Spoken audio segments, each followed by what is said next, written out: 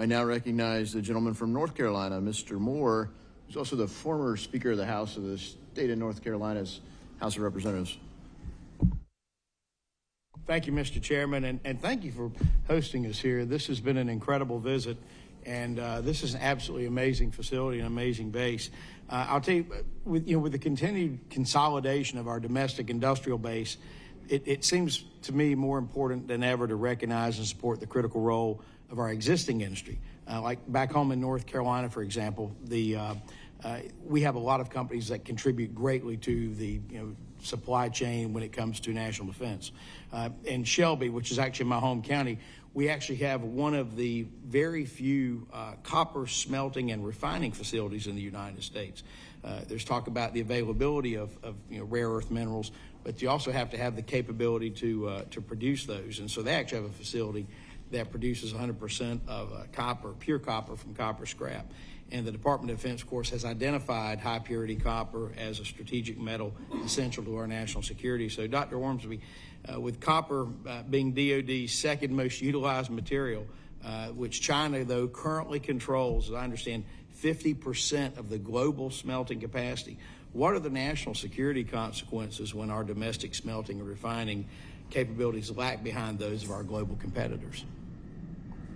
Sir, thank you for the question. I think you're hitting on the critical issue, honestly, that Mr. Frankston brought up early on about the priority for critical chemicals, critical minerals, critical materials.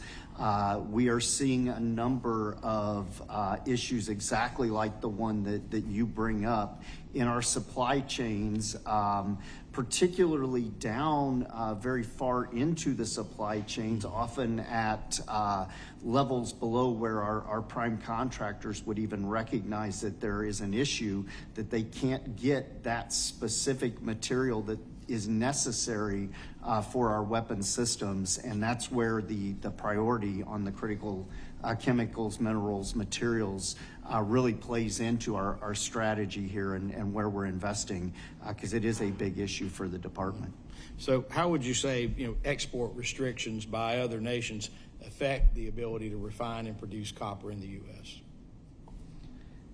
Sir, it's obviously a major issue for us, and to the point, it's not just about getting the materials that we need. It's also about being able to process them, right? And that's why we have such a priority on this investment. So let's say if another nation were to manipulate global prices, what actions could the DoD take to safeguard domestic manufacturing?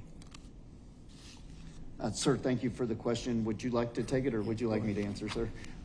Thank you very much. I'm happy to help. So as Dr. Ormsby noted, it's not just at the mine itself, it's not just at the processing itself, it's across the entire supply chain for our critical minerals and materials. And China has absolutely been manipulating the market, has been placing export controls, and so that is one of the reasons why we've placed such a high priority. It's why one of the earliest executive orders from this administration was on critical minerals. It's why we have a presidential determination, a waiver to be able to use DPA for critical minerals and materials across the entire supply chain so that we can rebuild or reinforce our domestic capability and capacity, or in the case of, for the mines itself and where these minerals are coming out of the earth, geography matters. And some of this isn't just always not available in the U.S., and so that's why it's leveraging key partners and allies that we can utilize, certainly at the mine level, but then build the processing and the supply chain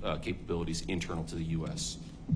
And to that point, even beyond metals, I think it's equally important that we be able to identify, for example, and be able to source textiles. That you don't think of textiles a lot of time when you're just talking about national defense, but the ability to have the proper uniforms, the proper material for our fighting men and women is critical. And of course, the Berry Amendment requires the DoD to procure textile and clothing products made with nearly 100% U.S. content, and ensures a stable domestic supply chain that will protect us from other nations that seek to manipulate it. So I guess it's kind of a softball question here, but how important is maintaining an independent domestic textile supply chain improve the resiliency in the event of a near-peer conflict? And either of you want to take it, fine. Thank you for the question. It's absolutely critical. It's not just in clothing. Those textiles and materials go into our weapon systems themselves too. So we need to have that domestic capability. Yeah, we're very proud in North Carolina to have a significant production capacity of textiles. So